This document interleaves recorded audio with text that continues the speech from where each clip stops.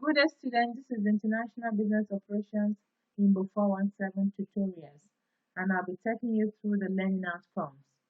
Also, core text and supplementary text have been recommended to guide you through. I've also prepared for you a lecture note on international business operations that will also help you.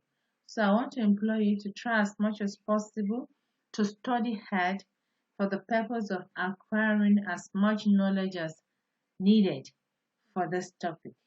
Now we can begin. We will start by defining international business operations.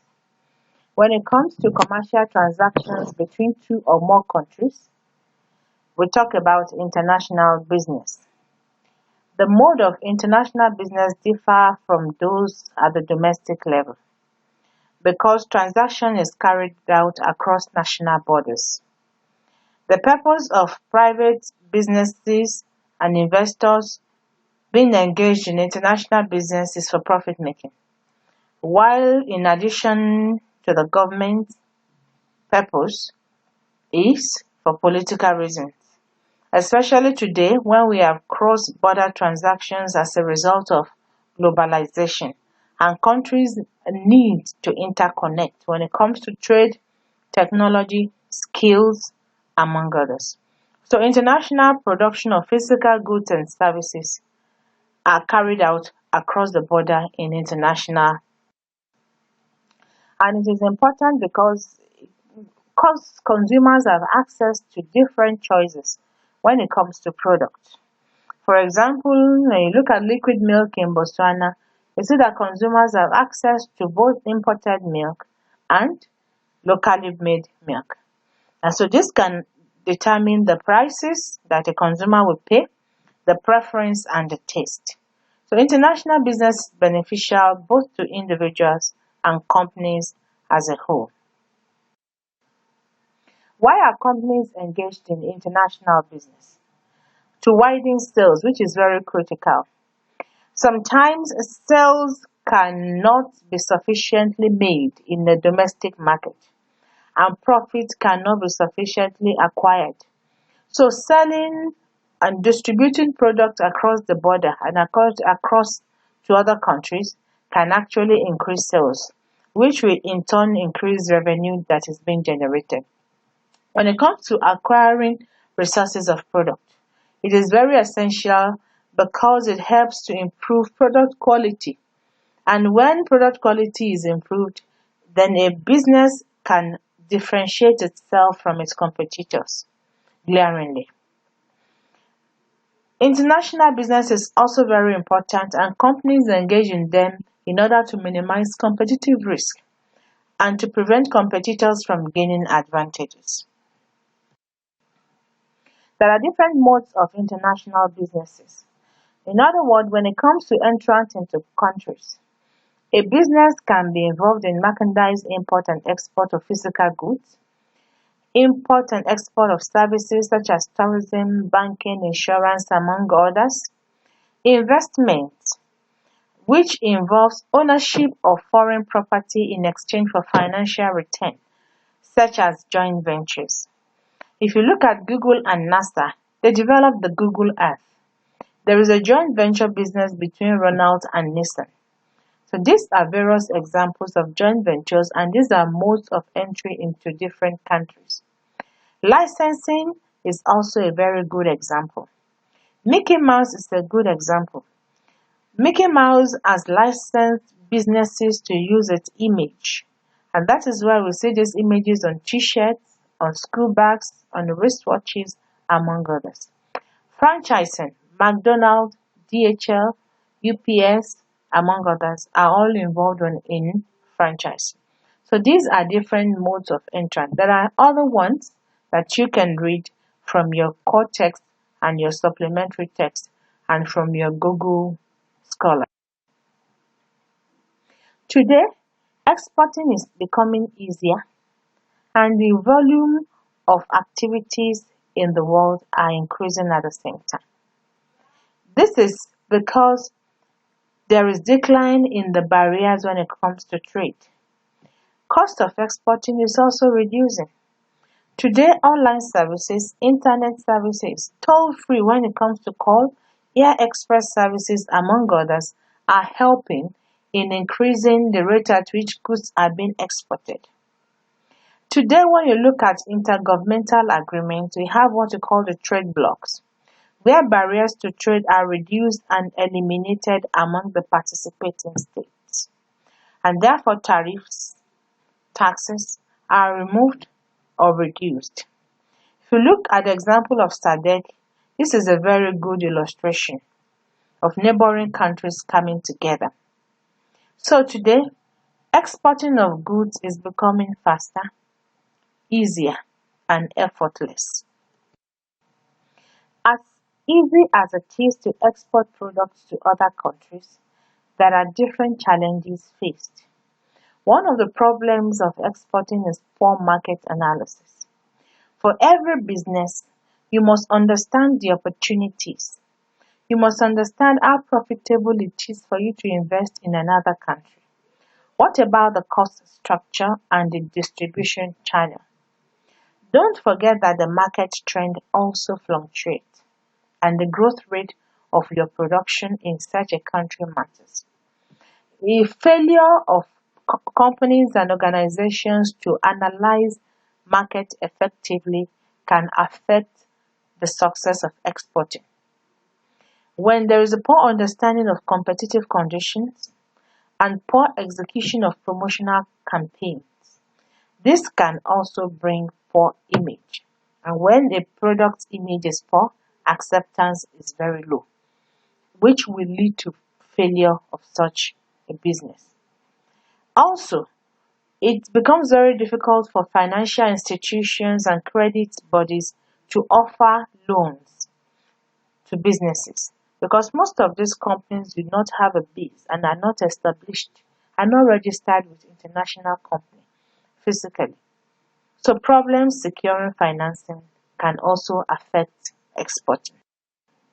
For more information on exports, I want you to go to this search, this Google search, this slide share, and obtain as much information as you can. The note there is the note is very explicit, it's very straightforward, and it's all encompassing. Try as much as possible to visit the site. But today, small firms are intimidated. They do not understand what the problems are likely to be in a host country. Even when it comes to financing, they do not have enough information. They do not know how to identify opportunities in different countries. And this is one of the reasons why small firms are having problems is because of the failure to obtain relevant information. Getting information about exporting is very crucial, and it will encourage or help businesses to avoid pitfalls associated with exporting because they are able to get assistance that are needed from companies, from bodies, from businesses. Firms should not be reluctant to seek for information. And don't forget that when it comes to export opportunities, the cultural differences, the language, and the distance, including the timing, can also affect or prevent export companies from investing. But this can be solved when a business is able to obtain information that is relevant. For example, in Japan, there is the Ministry of International Trade and Industry that helps businesses when it comes to management of export. So over the world, these organizations, these bodies, they are proactive and they continuously seek export opportunities for their affiliated companies, either large or small. So by implication, countries of the world, they have different departments of commerce, they have trading houses, they have small business administrations, among others. They have trade associations, there are government agencies, even commercial banks. So depending on the country in which your business is established, an export company or a company that is involved in international trade should Make inquiry about the body that is relevant to the business he or she is performing in such a. There is the export management company that is expected to be utilized when it comes to organization success. Export management company they facilitate the success of exporting opportunities for organizations because they are specialists. So they start exporting operations and they perform startup services for businesses. Now, how do we improve this export strategy success using EMC? The first way to utilize the EMC in order to ensure that export strategy becomes successful is to consult them. When you consult them as an organization, they help you to identify different opportunities. When it comes to paperwork, regulations, registration, policies, they know and they have that knowledge on how to maneuver and how to navigate. And that makes it easy for a company that is established in such a country. Secondly, it makes sense to focus initially on one market or a handful of markets. So an export country should not go and establish so many businesses at the same time in order to ensure accountability, successful management, understand the environment, and then be able to analyze and use the appropriate framework to ensure that there is no challenge faced and all challenges faced are overcome. Thirdly, it makes sense to enter a foreign market on a small scale to reduce cost of any subsequent failure. And number four, the exporter needs to recognize the time and the managerial commitment involved in building export sales. In many countries, it is important to devote a lot of attention to building strong and enduring relationships with local distributors and customers. And number six, it is important to hire local personnel to help the firm establish itself in a foreign market. And finally, firms need to be proactive about seeking export opportunities. There are different financial devices used to cope with international trade. The first one is the letter of credit. This is usually issued by a bank at the request of an importer that the bank will pay a specified sum of amount to a beneficiary, most of the time the exporter. We have the draft, which is an order written by an exporter to pay a specified amount of money at a specified time. Bill of lading can be a receipt, can be a contract, can be a document, but usually it indicates that the carrier has received the merchandise described on the face of the document. It's like a proof of payment. Export assistance, countertrade are also different types of devices used in international trade. But for the purpose of this, we are going to dwell a bit on countertrade. Countertrade is a situation in which payment for exports is received in goods and services rather than money. And countertrade is carried out by most countries of the world today. Types of countertrade include barter, of which I know we are all familiar with, when there is a direct exchange of goods or services between two parties without any monetary involvement. Counter purchase, which is a reciprocal buying agreement, and it occurs when a firm agrees to purchase a certain amount of materials back from a country to which a sale is made. Offset, this is similar to counter purchase. Switch trading. The term switch trading refers to the use of specialized third-party trading house in a counter trade arrangement. Compensation or buybacks. A buyback occurs when a firm builds a plant in a country and agrees to take a certain percentage of the plant output as partial payment for the contract. This is an exercise for you. Identify the pros and cons of countertrade.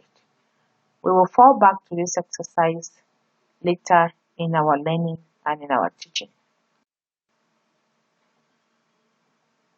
In international business operations, value creation activities is very important. And these activities include production, marketing, logistics, research and development, human resources, and information technology. But for the purpose of this module, we are going to focus on production and logistics most pertinently. There is a relationship between production and logistics.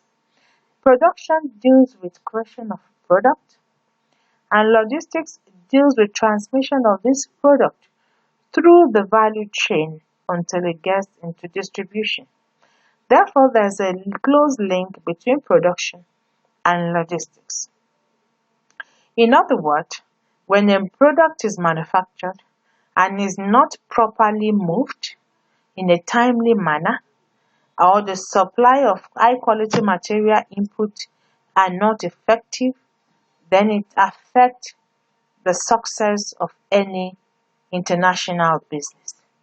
Therefore, the link between production and logistics cannot be overemphasized in international business operations. Now, what are the objectives of production and logistics function? One, to lower cost.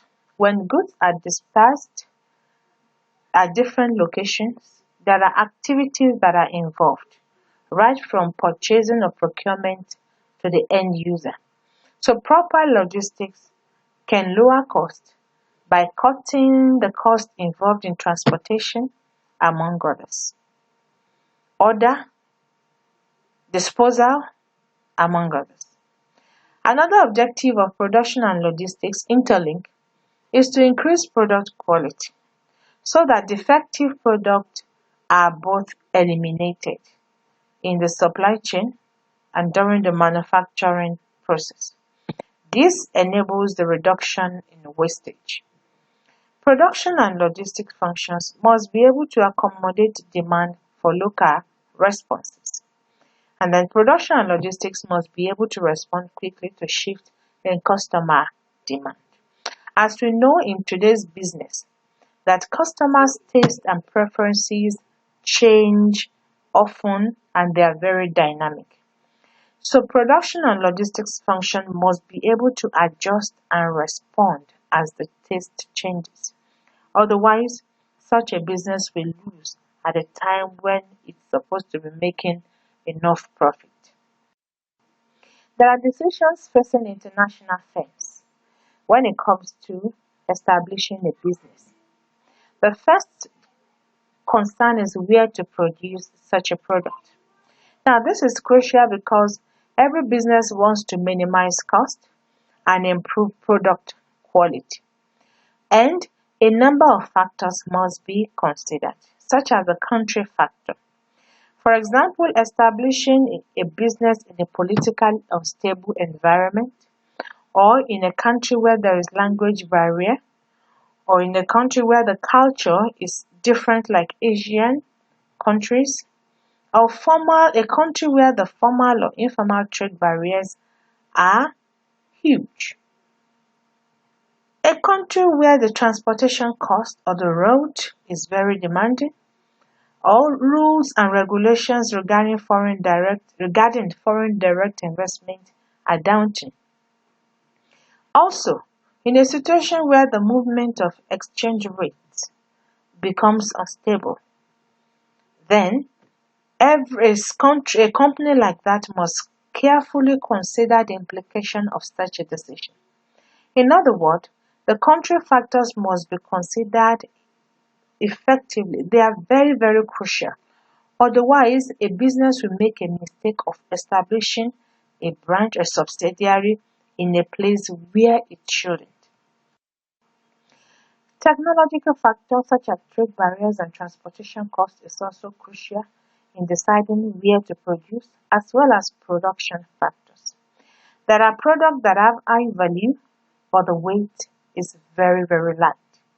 But there are products with low value, but the weight is outrageous. For example, comparing sugar and electronic. A 10 kg sugar is very heavy, but the value is very, very low. Whereas electronic machine, like a printer, has high value, but the weight is not as much as as not more than 10 kg sugar, or even if it is more than, not too much. Therefore, a business must consider the production factor. Should we establish a business in that place, or should we disperse around? Concentration, centralization, or decentralization. These are locating production facilities decisions. Whether a business should be centralized or whether it should be decentralized in the regional or national market. These are crucial decisions. And there is no business that is successful or that has thrived that has not been able to make these decisions at one point or the other. Outsourcing is another decision that business make. Should we make or should we buy? In recent years, the outsourcing decision has gone beyond just physical product.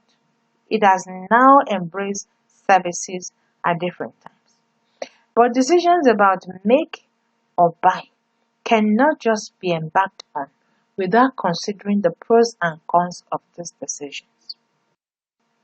What are the benefits of making? It is cheaper for organizations.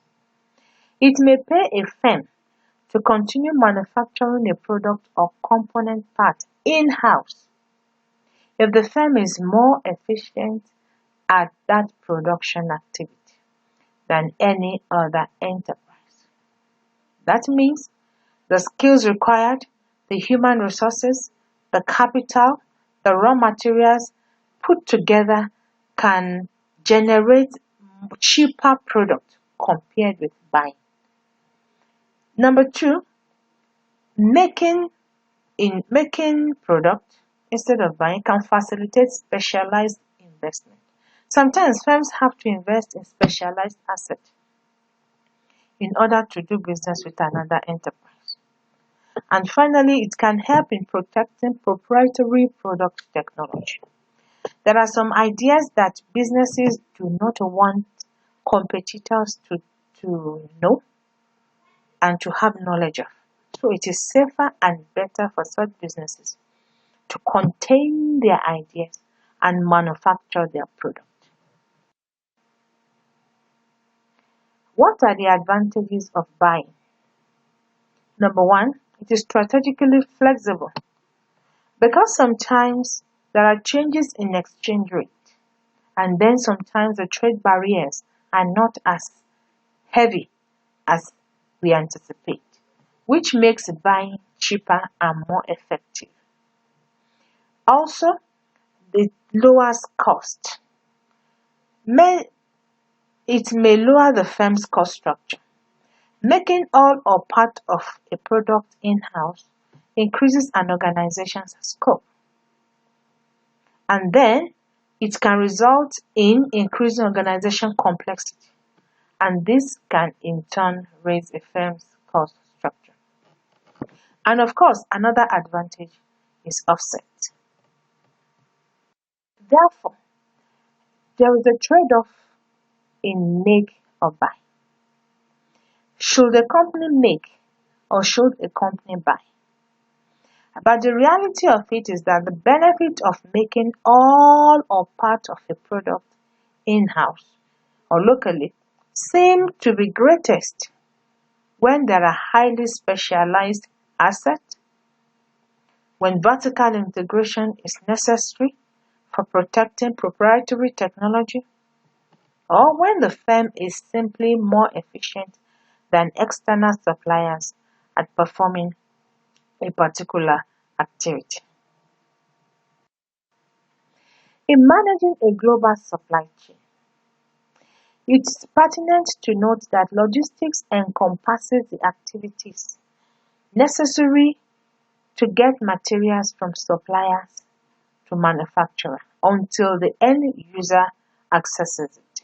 Therefore, in international business, it is the logistics functions that manages the global supply chain. But logistics has two major objectives. One, to manage a firm's global supply chain at the lowest possible cost. The lowest possible cost must be low enough, favorable enough to serve the customer's needs. And therefore, if that is obtained, the cost of value creation is also lower because it becomes a chain reaction. Another objective of logistics is to help the firm establish a competitive advantage through superior customer service. Walmart is a good example of a company whose logistics process is very, very effective, right from procurement till the end users. And this is making customers all over the world approve of Walmart when it comes to production. In managing global supply chain, there are two roles we must consider, played by just-in-time inventory and technology. Just-in-time inventory has a basic philosophy of possibility of economizing an inventory holding cost by having materials arrive at a manufacturing plant just in time and not before. That means the products or the raw materials will arrive during the production process. It is cost saving and it reduces inventory holding, such as the warehousing cost, the storage cost. That means the company can reduce the amount of working capital it needs to finance inventory. Capital becomes very free. Although just-in-time system can leave a firm without a buffer stock of inventory to fall back on. But notwithstanding, the overall benefit of just-in-time inventory, just-in-time system is very, very beneficial and very profitable when it comes to global supply chain management. Another factor we must consider is the role of information technology. Today, businesses and component parts need to be tracked, need to be properly scheduled, need to be properly registered, need to be adequately and accurately supplied, need to be invoiced, among others. Today, businesses are tracked. One common method of tracking is the electronic data interchange. These electronic links are used to place orders with suppliers until it gets to the user. So these are two roles of information technology and just in time that can affect positively, if properly managed, the global supply chain in any organization.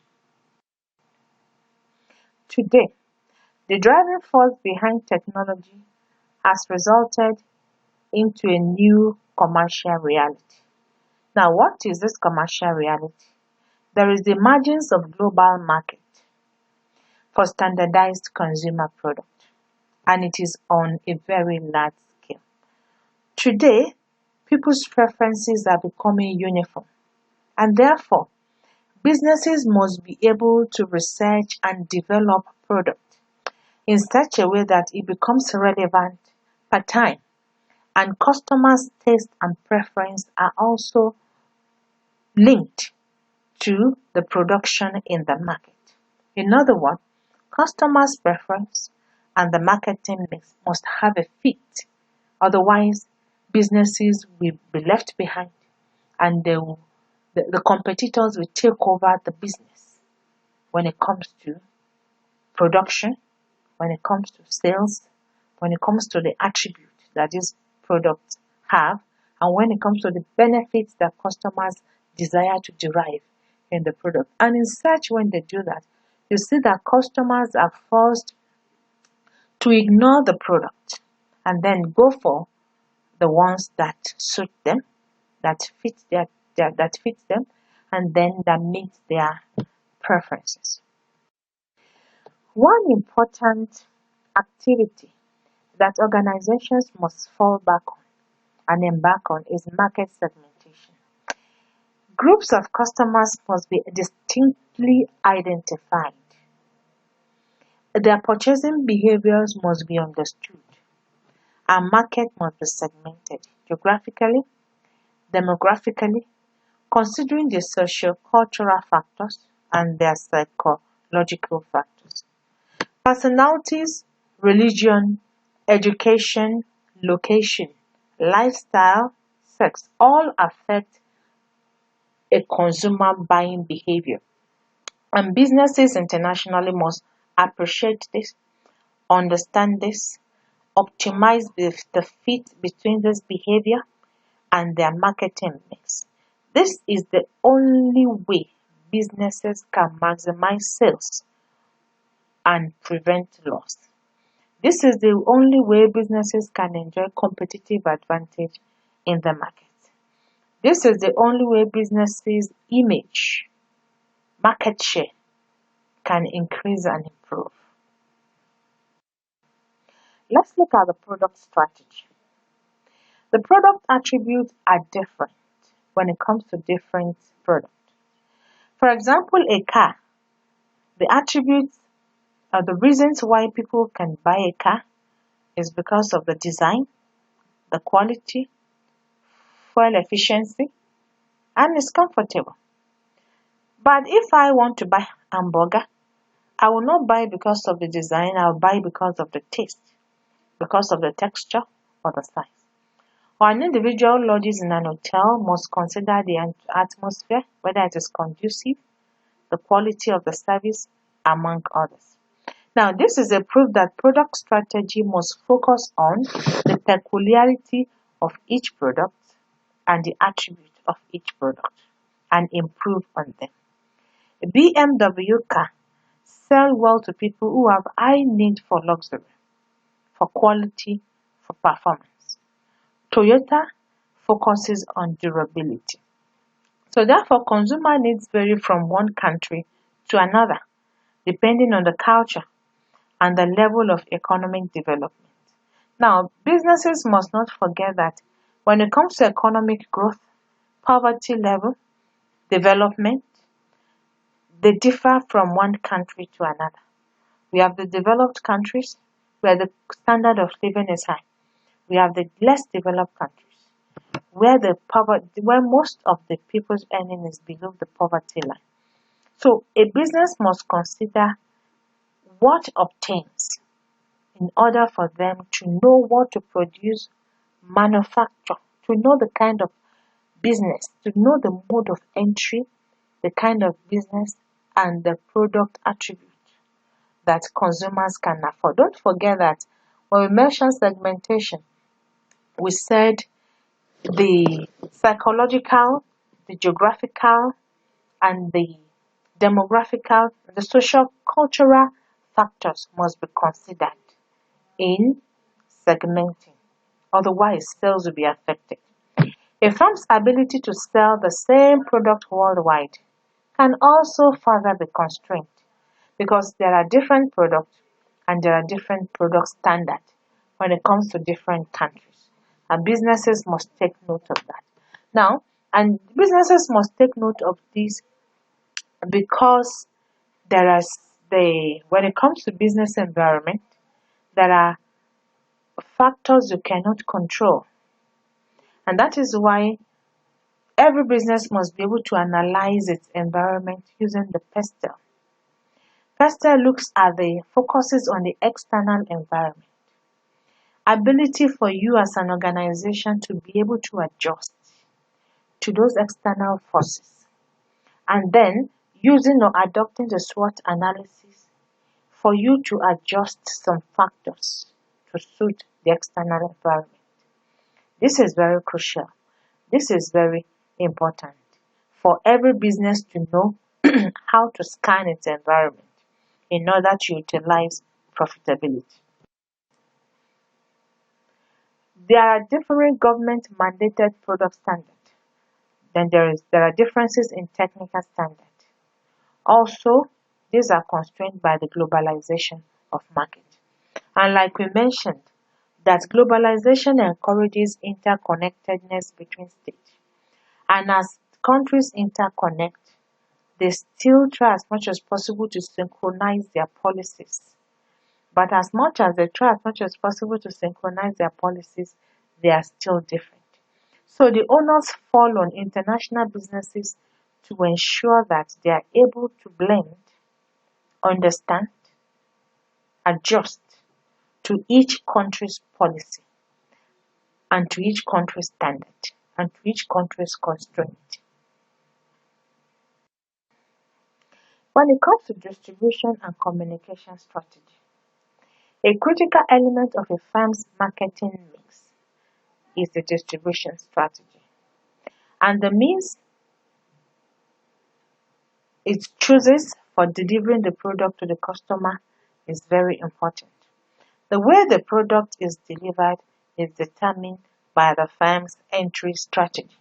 And earlier we mentioned the firm's entry strategy, such as merchandise import or export, service import and export, franchise, licensing, joint ventures, among others. So this will determine how a product is sold and distributed in the main differences between the distribution systems are this. One, the retail concentration. In some countries, the retail concentration is fragmented. In some countries, the retail concentration is, is concentrated. So, who supply most of the market? That is one important question and factor that must be considered. The channel length also differ. When it comes to intermediaries, some are longer and some are shorter. From procurement to consumer. When it comes to sales of the product, there are so many intermediaries in between. In some countries, required, but in some countries, there are fewer. So that can also determine the distribution system that a business will adopt. The channel exclusivity. It's one that is difficult for outsiders to access because distribution is exclusive in such a locality or in such a country. Also, the channel quality deals with the expertise and the competencies and the skills of established retailers in a nation and their ability to sell and support the product of international business. When you're choosing a distribution strategy, there are questions that businesses must ask. Should the firm try to sell directly to the consumer? Should it go through to retailers or wholesalers or agent or invest in establishing its own channel? The optimal strategy is determined by the cost and benefit of each alternative, and they vary from one country to another. And businesses must understand that. In communication strategy, direct selling, sales promotion, direct market, advertising, they are all common methods when it comes to communication.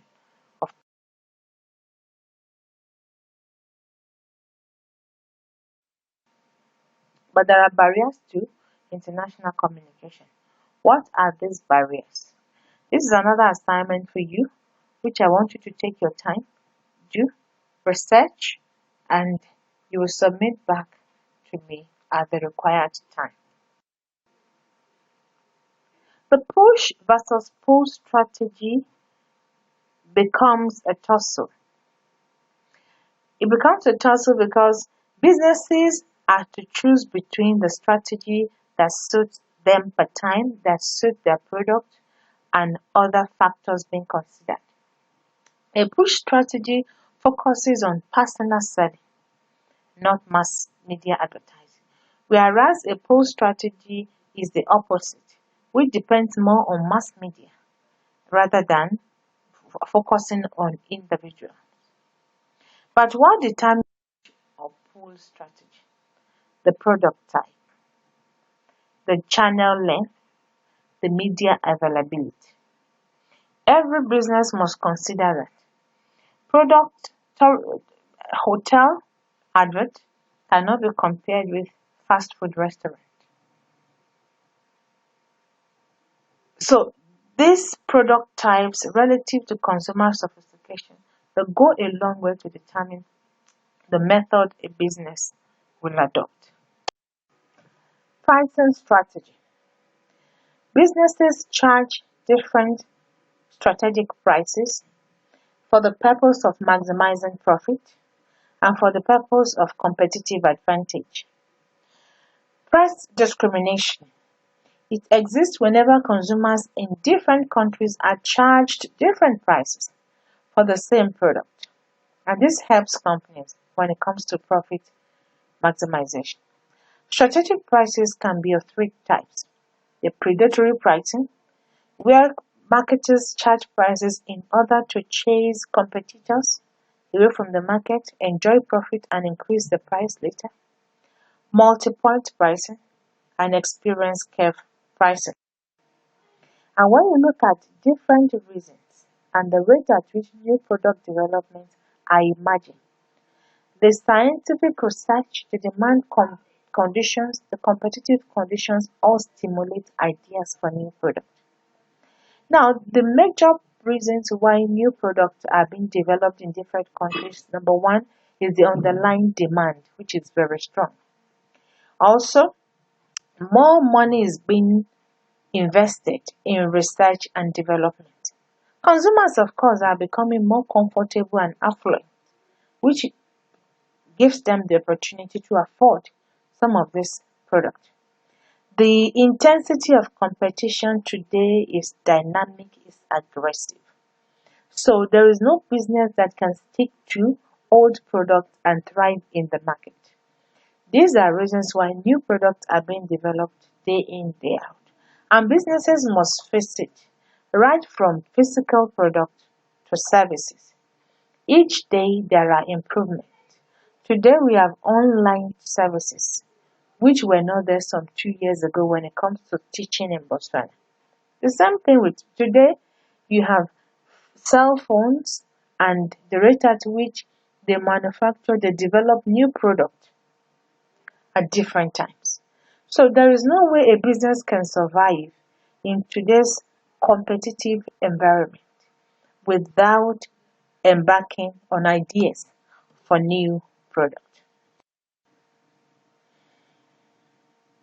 Human resources management plays a strategic role in international business operations. For every performance to be superior, to be effective, there must be the right strategy, there must be the right people, there must be the right posting. This is the only way firms can outperform its rivals in the global market. If this fails, then most likely businesses. For a firm to outperform its rivals in the global market, it must have the right people that must be trained appropriately to obtain the right skills required for their jobs to be performed effectively. There are behavior and there are culture that are expected of every individual to, to show in any organization. Now, for an individual to behave in a manner that is congruent with the culture of a firm, then such an individual must be trained. Because we are coming from different backgrounds, we have different exposure, we have different knowledge. Compensation packages must create incentives for them to take actions that are consistent with the strategy of the firm. And the performance appraisal systems very, very important because the behavior, the output, the performance of an individual working in an organization must be measured in order to encourage others and to encourage such an individual. Therefore, the human resource management functions focuses on staffing, on training, on compensating workers, on appraising activities, and this can impact people's culture. This can actually affect how the system is controlled, which is the whole focus of an organization. Therefore, performance appraisal systems are part of the control system in an enterprise. So, in other words, once the mistake is made, once the blunder is committed at the inception, most likely the organizational architecture might not be stable and might be problematic. Superior human resource management can be a sustained source of high productivity and competitive advantage in the global economy. At the same time, there are so many research suggesting that many international businesses have room for improving the effectiveness of their human resources function. And it is important that organizations take note of such.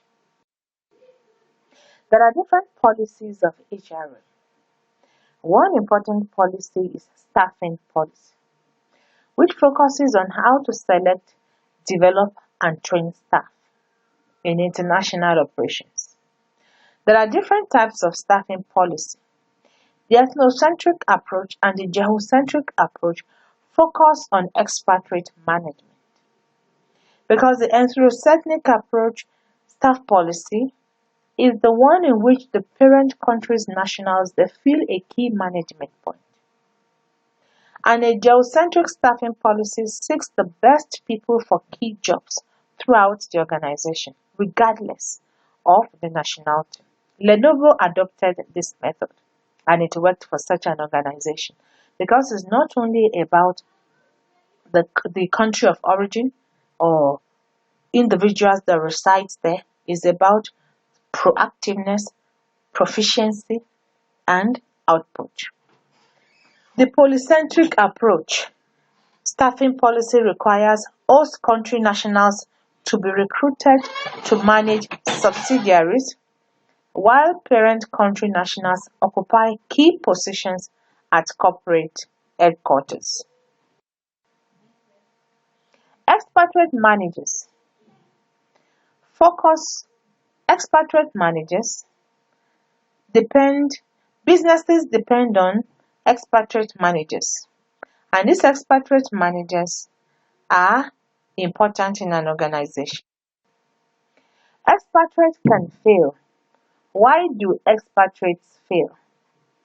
One is inability of spouse to adjust. Managers at times find it difficult to cope with the challenges individually. Other family problems like finance, health issues, marital problems can also affect the performance of expatriates.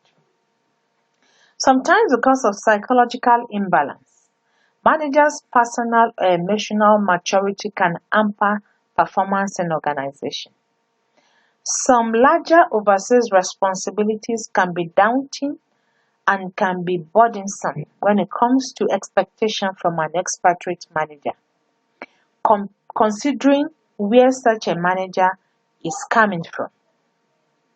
This informs the importance of expatriate training in international business operations. We have different types of training for expatriate managers. The cultural training, which exposes the manager to appreciate the host country's culture, the history, the politics, the economy, the religion, the social and business practices, of which can never be the same because country norms and values are different. Language training. English is the language of the world business. You can conduct businesses all over the world through using English. Lenovo decided that English was to be the official language of the company.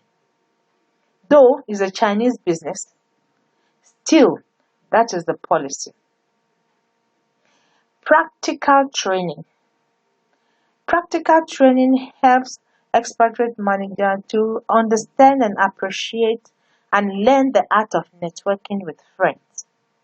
This will ease them, these families of challenges and ease them into day-to-day life in the host country. Every individual's performance must be appraised. This performance appraisal systems evaluate and assesses managers against some criteria, and the firm believes that this criteria is very important when it comes to strategy implementation and attainment of competitive advantage. But it is very disturbing in many international businesses today because evaluating the performance of expatriate managers becomes confusing and sometimes it is believed to be unfair. Therefore, there are issues when it comes to expatriate performance appraisal, and there are guidelines that is expected to be followed. Unintentional bias is one issue. It makes it difficult to evaluate performance of expatriate managers objectively. There are two major groups that can evaluate expatriate: the host nation manager and the home office manager. The host nation managers sometimes may be biased by their own cultural frame of reference and expectations. When it comes to company's culture, when it comes to company's behavior, when it comes to arrival, closure, extra hours, among others. Host nation manager can assess an expatriate manager using its own reference and framework, which may be biased. Also, the home office manager. The appraisal of such may also be biased by distance and by their own lack of experience working abroad because they are not aware of what is going on in the foreign operation. For it is believed that when there is appraisal, it should be done on ground. It should be carried out on ground. It should be carried out in the field, not from a distance. Another challenge faced in performance appraisal of expatriate managers is the hard data. These do not take into account many less visible soft variables that are important, such as expatriate ability to develop cross-cultural awareness, to work productively with local managers. So because of these biases, many expatriate managers believe that headquarters management evaluates them unfairly and most times does not fully appreciate the value of their skills and experience. Therefore, different guidelines were put in place when it comes to performance appraisal.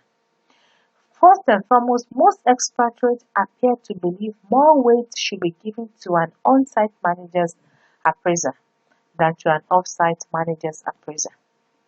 And also, when the policy is for foreign on-site managers to write performance evaluations, home office managers should be consulted before an on-site manager complete a formal termination evaluation.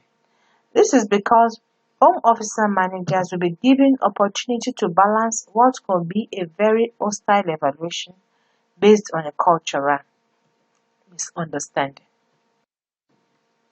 Compensation in international business have issues, and these issues and challenges have raised different discussions when it comes to operations. How should compensation be adjusted to reflect the differences when it comes to national circumstances and compensation practices? For example, a medical doctor in South Africa and a medical doctor in Botswana are not paid the same. So, and they might be working for the same firm.